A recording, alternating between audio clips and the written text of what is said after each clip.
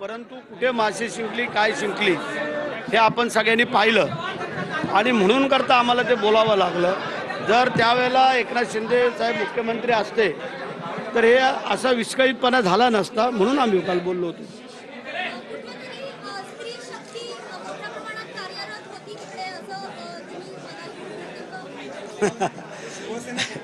स्त्री शक्तीचा आम्ही आदर करतो, काही त्याबद्दल दुमत नाही आहे, परंतु ज्या स्त्री शक्तीने त्यावेळेला काही गोष्टी चांगल्या सांगायला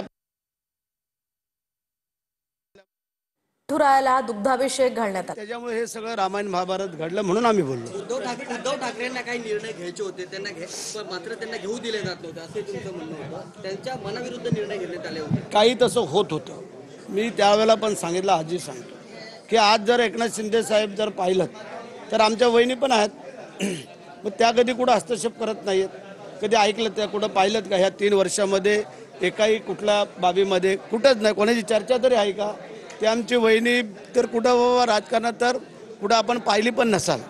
मग ह्या सगळ्या गोष्टीचं काही नाही काहीतरी राज असू शकतो, म्हणून आम्ही तेवढं शिवसेनेमध्ये उठाव होण्याचं कारण रश्मी ठाकरे होते। 100% चलो भुजबळ असतील, नारायण राणे असतील, भुजबळ असतील, हे पण परत एकदा शिवसेनेच्या वाटेवर होते। त्यावेळेला तशी चर्चा चालू होती, काही मित्रमंडळी आमच्याबरोबर आले होते नारायण राणे साहेबांच्या संदर्भात आणि सगळी चर्चा चालू होती, पण तिथं परत माशी शिंकली आणि ते थांबलं गेलं।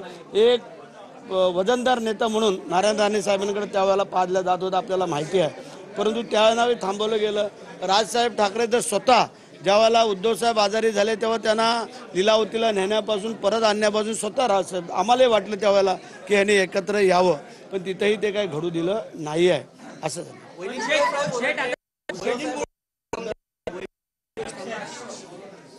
आता सगळ्या यांनी रश्मी ठाकरेंवर निशाणा साधत काही गोष्टी या ठिकाणी मित्र पक्ष असलेला जो राष्ट्रवादी काँग्रेस पक्ष आहे त्याच्याकडनं तुमच्यावरती आता सातत्याने टीका केली जाते।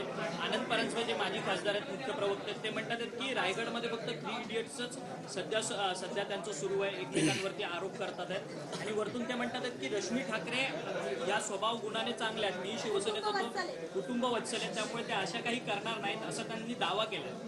ठीक आहे ना, आता प्रत्येकजण आपापल्यापर्यंत सांगू शकतो, तो किती जवळ होता काय होता हे आम्हालाही सगळ्यांना माहिती आहे, परंतु आता काही गोष्टी अशा असतात की त्यांना जे काय टोचतंय की त्यांचं जे काय पालकमंत्री पदाला जे काय स्थगिती दिली ती त्यांच्या जिवारी लागली असेल, आनंद परांजपेंच्या असं वाटतंय, काहीतरी बोलावं लागतंय, पण त्याला उत्तर आमचे कार्यकर्त्यांनी पदाधिकारी देतील।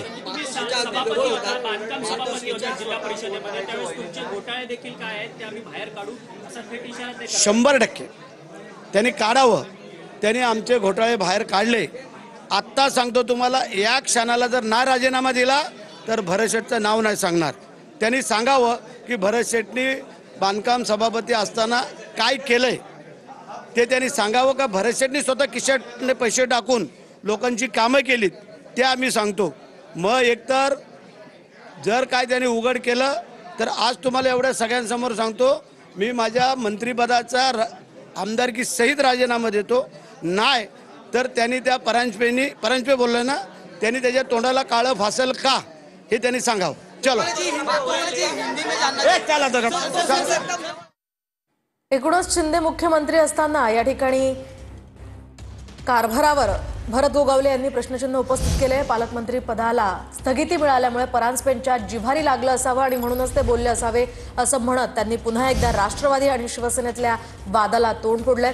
घोटाळा केला असेल तर आमदारकीसह मंत्रिपदाचा राजीनामा देईन असं सुद्धा भरत गोगावले म्हणालेले आहेत आणि जर तसं झालं नाही तर परांजपे हे तोंडाला काळं फासतील का असाही सवाल त्यांनी उपस्थित केला।